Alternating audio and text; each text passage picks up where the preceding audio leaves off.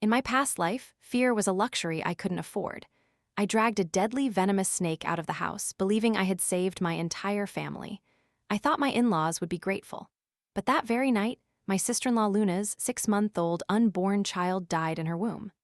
Luna blamed me for everything, accusing me of killing her snake god and preventing her protector snake from being born. She locked me in a room filled with snakes.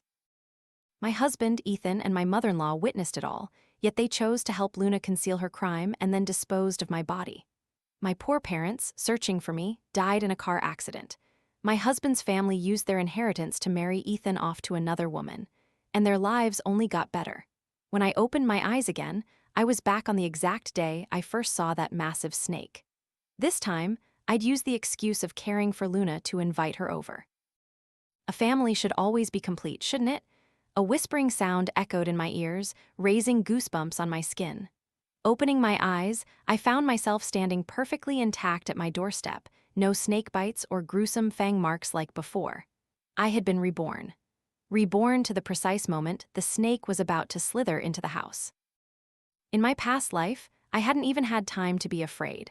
I'd simply yanked the snake out and instinctively grabbed something to beat it relentlessly until it stopped struggling. The commotion had attracted neighbors who helped me call the fire department.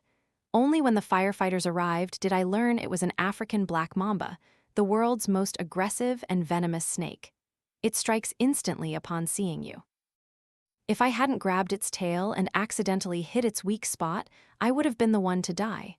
When Ethan and my mother-in-law returned, they were terrified, praising my quick thinking.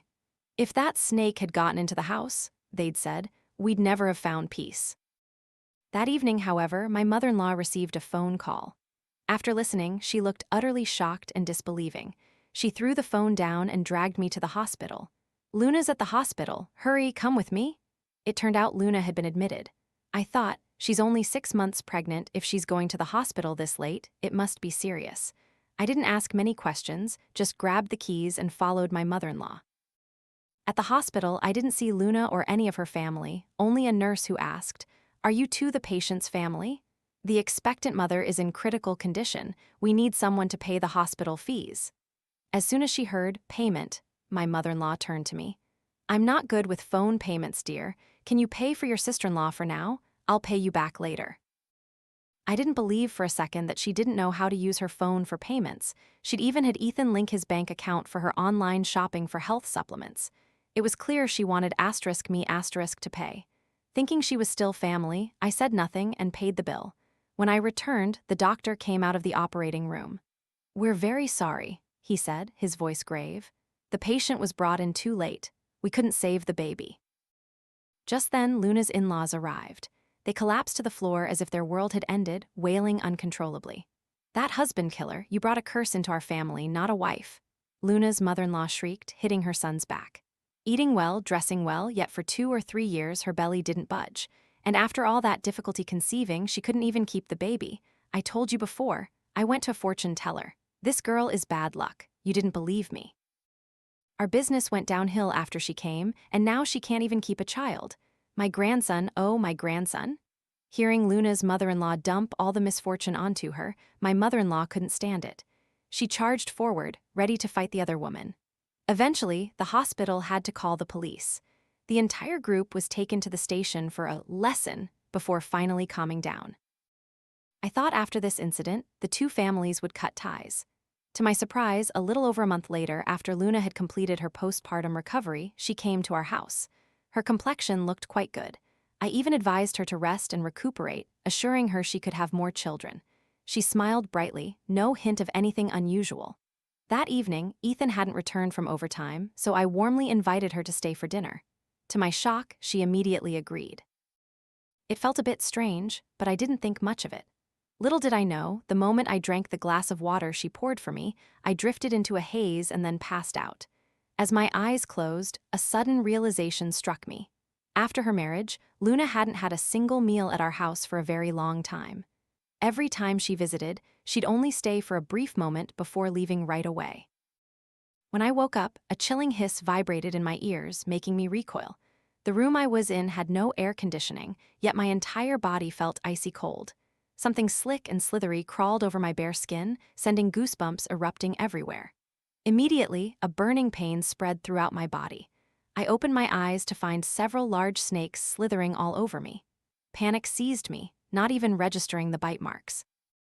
I lunged at the door, desperate to open it and escape, but all the windows and doors were locked from the outside. There was no way out. No matter how much I screamed for help, the outside remained eerily silent, as if no one was there. As the venom took hold, I collapsed to the ground, helpless, left to watch the snakes crawl over my dying body. Then the door opened. It was Luna, dressed head to toe in protective gear. "Don't blame me, sister," she hissed. "You killed my snake god, you destroyed my protector snake, you must pay with your life." And there, standing coldly by the door, were my mother-in-law and Ethan, watching her shove my body and the snakes into a suitcase. Even in death, they wanted me to be with those snakes. "It's for the best if she's dead," I heard someone say. "Her assets will go to her brother.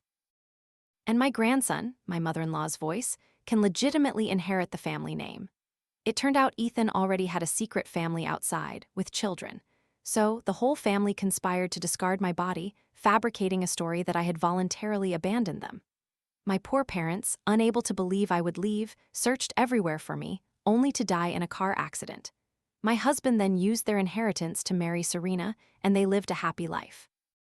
Luna, with a large sum of money invested in the family business, became increasingly prosperous. A lucky star in my mother-in-law's eyes. Only my corpse lay rotting in the wilderness, unmourned and unremembered. Even the only people who cared about me, my parents, couldn't find peace in their deaths. The hiss of the snake echoing in my ears reminded me that it was all real. But this time, I didn't act hastily. Not until I was absolutely certain the snake had crawled inside the house. I immediately locked the main door, clapped my hands with satisfaction, and turned to call Ethan. He said his company had unexpectedly sent him on a week-long business trip, and he had to leave tonight. On the other end of the line, he sounded like he'd received wonderful news, his voice suddenly agitated. "Really? Why so sudden? What will I do if you're gone?" Perhaps fearing I'd detect his glee, he quickly corrected himself. "No worries, this trip has a pretty high allowance. I'll buy you that watch you liked last time when I get back." He wasn't reluctant to leave me. He was ecstatic, practically jumping for joy. Next, I called my mother-in-law. Ever since Luna got pregnant, she'd been insistent on having her stay with us to take care of her. Knowing her difficult nature and Luna's mother-in-law, I'd always refused, wanting to maintain peace in our home. This time, I proactively invited her, and of course, Luna's mother-in-law didn't refuse. I even transferred 2,000 yuan to her, instructing her to buy plenty of delicious food and take good care of Luna, ensuring she stayed at our house longer. Ethan, knowing I wasn't home, couldn't resist bringing Serena over. I saw everything through the surveillance camera, a gift when we installed the internet, which he wasn't home for. I'd linked it to my phone but never used it until now. How useful it was. Watching them, a picture of a doting mother, an obedient child, a deeply loving couple, anyone would think that was the real family. Serena acted like the lady of the house, while my usually arrogant mother-in-law meekly tolerated her, even saying that it was thanks to Serena that she'd have a grandson. I was so furious I almost choked on my own blood. I just wanted that snake to bite them all to death. "Ethan, when will you divorce that woman? I don't want my child to be born without a father," Serena demanded. She thought that now that she was in the house, divorce was imminent, but she was wrong. In this life, I wouldn't divorce him, I would make him regret it. Through the camera, that wretched husband even put on a show of concern. The house and cars were my premarital assets. He wouldn't get anything if we divorced. But to appease Serena, he still promised, "Don't worry, our child won't suffer." My mother-in-law chimed in. "No one is allowed to make things difficult for my grandson. It's not our fault she couldn't have children for all those years of marriage. When the time comes, we'll make her divorce him and leave with nothing." I could only sigh. Such lack of decency was truly terrifying. Divorce? Unless I committed adultery, how could he possibly make me leave with nothing? What's more, I found it strange that my husband had weak sperm, making it difficult for him to have children. Just a few months after we married, my mother-in-law was already pressuring us for a grandchild. When nothing happened for half a year, she used a health checkup as an excuse to take me to the hospital for tests, even pretending to have Ethan come along so I wouldn't suspect anything. The results ultimately showed that Ethan had weak sperm. I didn't want to hurt his pride, so I kept this secret to myself. At first, he would still stand up for me a few times under his mother's pressure, but when did he start to change? Perhaps it was when the company receptionist sweetly called him Big Brother, or when my unconditional tolerance slowly made him lose himself. He began spending nights out, only using work and social engagements as excuses to avoid me. I should have realized it sooner, but years of marital devotion prevented me from thinking deeper. Fortunately, fate, seeing my weakness, had given me a chance to start over. During Ethan's business trip, I monitored the camera for several days but didn't see any trace of the snake. I thought perhaps a window hadn't been closed properly, and it had slithered out. Just as I was marveling at how lucky this house still was, I received a call from the hospital. Since I hadn't seen anything unusual for a few days, I hadn't checked the camera much. When I replayed the recording, I finally saw the whole event unfold. It turned out Serena, despite being pregnant, had seduced my pathetic husband. They considered it a thrill, indulging in their pleasure, completely unaware they had provoked the hidden venomous snake. When they finally noticed it, the snake had already bitten Ethan in a critical area, and Serena fainted from fright. It wasn't until several hours later that my mother-in-law and Luna returned home. My mother-in-law noticed something amiss and broke down the door. But that very noise startled the snake, sending it into a frenzy, attacking everyone in the room. As a result, both my mother-in-law and Luna suffered several bites. Finally, neighbors, noticing the commotion, called the police, and everyone was rushed to the hospital for emergency treatment. I heard that due to the extreme urgency, Ethan and Serena were taken away without a stitch of clothing. Passers-by even stopped to gawk, with people in the neighborhood furiously cursing Serena as a seductress. A fox spirit, with her large belly, she still couldn't behave, luring away other women's husbands. Some, kind-hearted, individuals even recorded clips and posted them online with the title, "Husband and Mistress Encounter Venomous Snake in Broad Daylight, Fate Unknown." Although it was quickly deleted for not blurring faces, the video spread like wildfire. I received countless messages like, "I'll send you the full version via email." It was this public outrage that made the two of them infamous. Of course, I immediately saved this crucial evidence. I even spent a bit of money to buy views, keeping them at the top of search trends for 3 days straight. When the hospital called, I immediately went there. Perhaps because Ethan was bitten first, even after emergency treatment, he ended up paralyzed from the waist down. Serena was luckier. She had fainted and thus wasn't attacked by the snake. But my mother-in-law and Luna weren't so fortunate. My mother-in-law, though saved, suffered a severe decline in health. Luna lost her baby. I heard that when the fetus was forced into premature birth, someone revealed it was a boy. Luna's mother-in-law, upon learning this, wailed loudly in the hospital, proclaiming that their family had been struck by a great calamity, just like in my past life. If in my past life my mother-in-law still defended Luna, in this life, she herself was confined to a hospital bed, barely able to care for herself. Luna's mother-in-law, fearing her son would be dragged down, put aside the grief of losing her grandson and forced Luna to immediately sign divorce papers.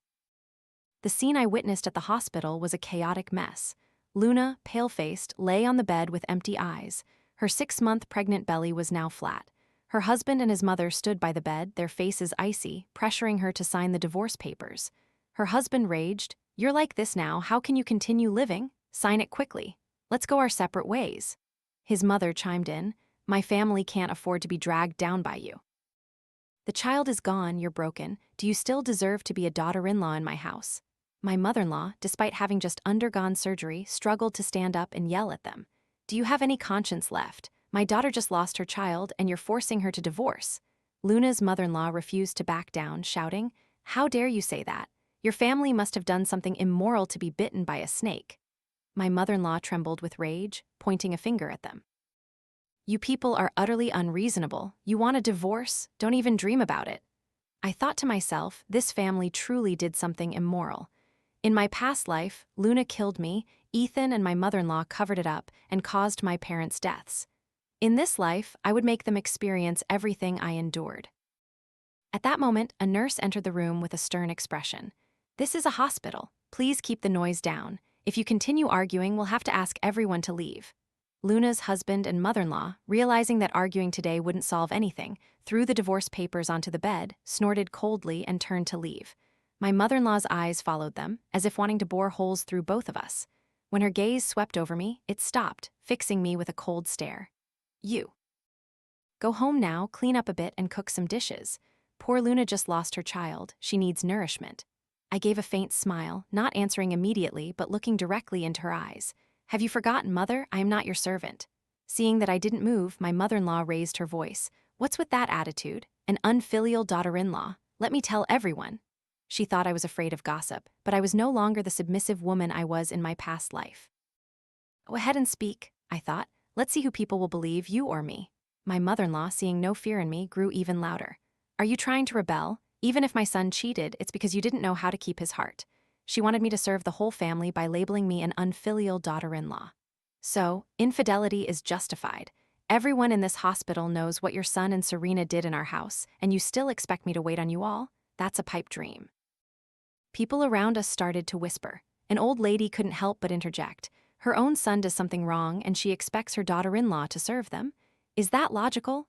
Another elder added. I heard that mistress is even pregnant, yet the mother-in-law is still so aggressive. My mother-in-law's face turned ashen. She pointed a finger at the old ladies. You're all just gossiping behind people's backs. Hearing this, an idea sparked in my mind. The corner of my mouth curved into a cold smile as I looked at my mother-in-law. Mother, listen carefully. I will no longer serve your family. Not only that, I will immediately file for divorce. Hasn't your son already found a replacement in the district? Advise him to divorce me quickly. Otherwise, Serena's child won't have a household registration, and that won't be good for your family's reputation. My mother-in-law's face instantly went white. She never expected me to speak so directly and so resolutely. She opened her mouth to retort but couldn't utter a single word. You're threatening us? I laughed coldly. I'm not threatening, I'm merely stating the truth. Everyone now knows about your son and Serena. I cannot continue living with a man like that. This is your own doing. My mother-in-law trembled with anger. You think divorcing is the end of it? Let me tell you, you're nothing without our family. Fine then, I calmly replied. Let the law decide. I believe the court will judge fairly. As for the child Serena is carrying, I believe society will also have a just assessment. My mother-in-law was so furious she couldn't speak, her finger trembling as she pointed at me. People around us were buzzing, some feeling sorry for me, others condemning my mother-in-law's arrogance. I didn't pay her any mind, turning to leave the hospital room to begin preparing for divorce procedures. You. Stop right there, my mother-in-law yelled behind me. You think you can easily escape us? No way. I didn't turn back, only waved my hand. Mother, you should worry about taking care of your son and daughter. As for me, from now on, I have nothing to do with any of you. With that, I walked out of the hospital room, leaving my mother-in-law's furious cries behind me. I knew this divorce battle would be difficult, but I was ready. Whatever the cost, I would reclaim a new life for myself. And my mother-in-law and her son would surely pay for what they had done. I returned to the house I had lived in for years, my heart heavy with 1,000 emotions. Before I even stepped through the door, I heard my mother-in-law and Luna's sharp, piercing voices angrily scolding Serena. Serena bowed her head, silently enduring, her frail body almost unable to bear her huge pregnant belly. Look at you. It takes you this long to cook a meal? Do you want to starve us? My mother-in-law glared at Serena, stirring her chopsticks wildly in a bowl. Luna added fuel to the fire. You think you're so great just because you're pregnant? Don't forget, you're the one who caused me to lose my child, you murderer. Tears welled up in Serena's eyes, but she desperately tried not to let them fall. She looked up, her gaze pleading with my mother-in-law and Luna. I truly have tried my best, please, just let me rest for a bit. My mother-in-law replied coldly, What right do you have to rest? My son is paralyzed in bed, he needs your care. My daughter just lost her child, and I'm like this because of you. No one is looking after her during her confinement. What rest are you demanding? I genuinely couldn't stand by and watch any longer. I stepped forward and spoke, my voice cold. Mother-in-law, Luna, don't you think you're being utterly excessive treating a pregnant woman like this? Both my mother-in-law and Luna froze, stunned. They hadn't expected me to appear at that moment. My mother-in-law quickly regained her composure, pointing at me angrily. What are you doing here? You're not welcome. I met her gaze without a hint of fear. I came to settle things between us, but I never expected to see you two tormenting a pregnant woman like this. Luna, standing beside her, poured more oil on the fire. It's probably just the baby making her sensitive. She's pregnant with my brother's child, so it's only right she works like an ox for this family. Besides, she's the one who caused me to lose my child. I took a deep breath, trying to stay calm. The child is innocent, and Serena, the mistress, is also innocent in a way. You can't blame everything on her. Treating her like this will also affect the fetus. My mother-in-law scoffed contemptuously. Child? HMPH. Who knows if it's even my family's grandchild in her belly? Maybe she's been messing around with other men. At that, Serena finally couldn't hold back anymore and burst into tears. I saw in her eyes a look of deep hatred mixed with helplessness and despair, as if she had just truly grasped her dire situation. Seeing that unconcealable look of resentment, I chuckled, then turned to my mother-in-law, my voice decisive. Mother-in-law, I demand a divorce. According to the law, I have the right to 2/3 of the assets. The house and car are my premarital property and have nothing to do with you. If you refuse a peaceful divorce, I will sue. I have enough evidence to ensure your son leaves with nothing, and I will also reclaim every penny he spent on Serena during our marriage. My mother-in-law's face instantly twisted in a grotesque expression. She glared at me as if she wanted to devour me alive. You evil woman, you think you can threaten us like that? I smiled coldly. I'm not threatening. I'm merely stating the truth. If you're sensible, agree to the divorce quickly. It's better for everyone. Otherwise, we'll meet in court.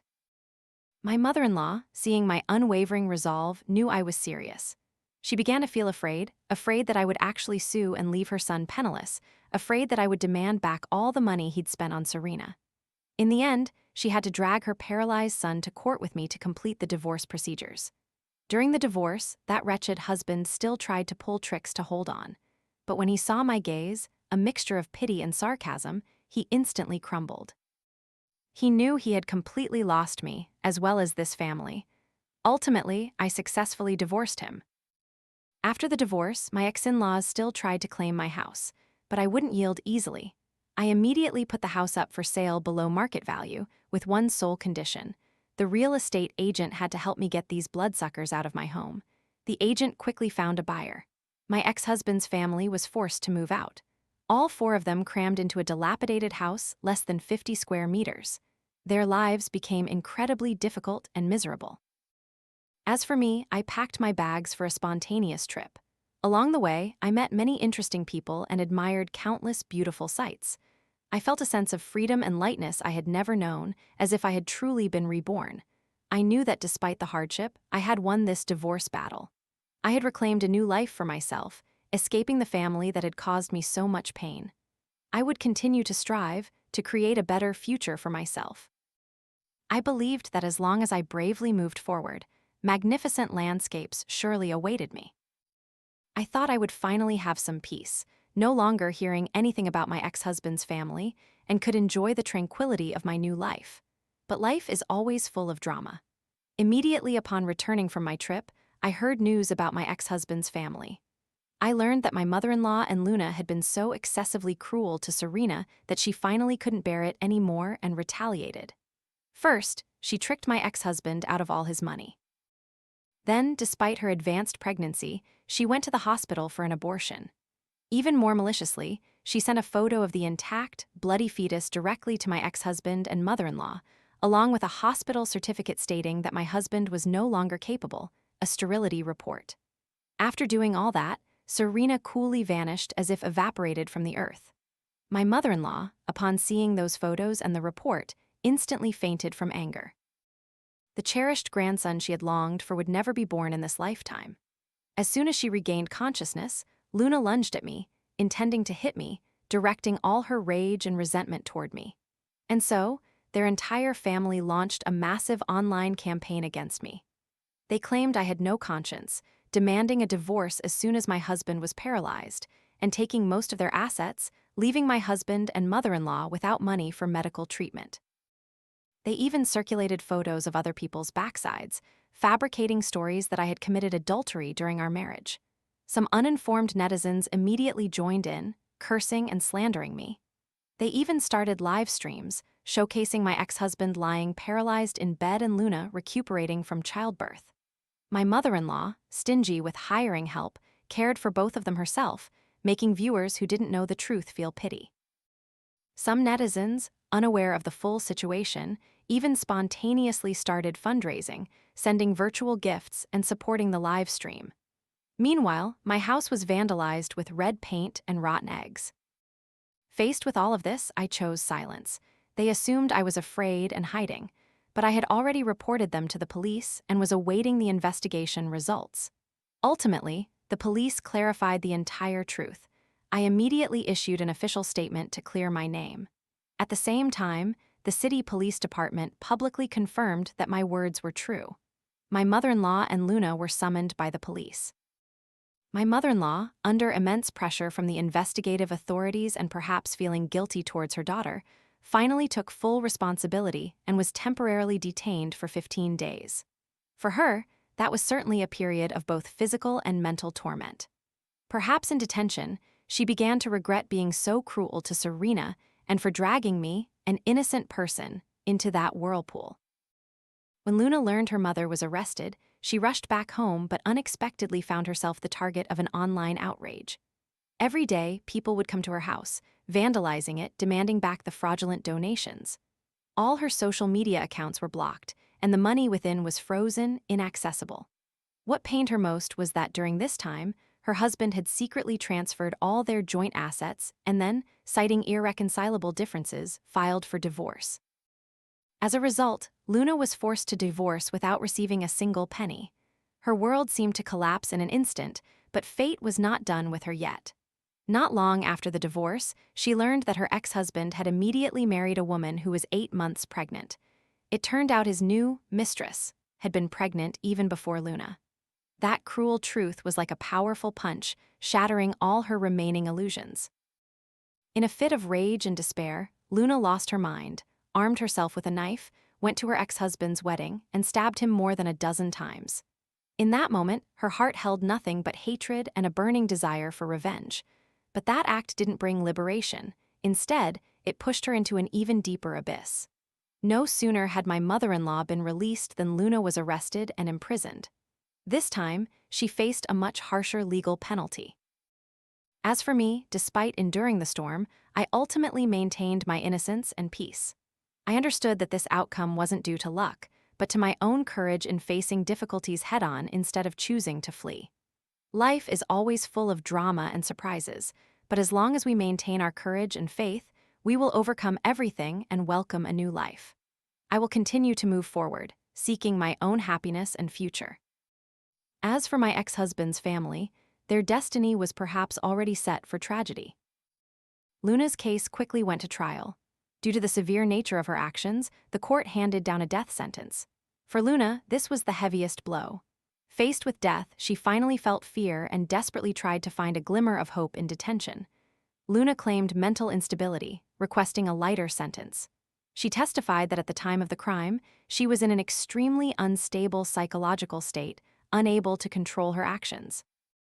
After a thorough psychiatric evaluation, doctors confirmed she indeed had certain psychological issues. Therefore, the court decided to commit her to a long-term treatment at a psychiatric hospital instead of executing the death penalty. Thus, although Luna escaped execution, she would never be able to leave the psychiatric hospital for the rest of her life.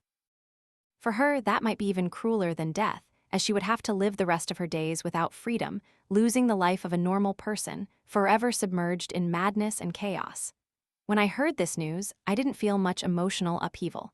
I knew this was the karma she had to face. This was the punishment she deserved. I even visited her at the psychiatric hospital once, wanting to see her current state. When she stood before me, Luna had completely lost her former spirit. Her eyes were dull, her face emaciated, and she mumbled incessantly. She spoke madly about being reborn, saying her life shouldn't have been this way. I knew perhaps she truly had lived again, but reality had cruelly shattered all her illusions. Looking at her, I felt little pity. For I knew that for the rest of her life, she would have to soberly confront all the consequences of her actions. From this point on, those who had harmed me in my past life had all received their rightful retribution. And I, finally, could let go of the hatred and suffering to find my own happiness and future.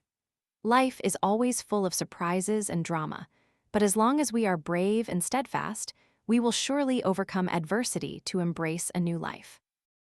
Many years later, time flowed like water, quietly carrying away old wounds and memories.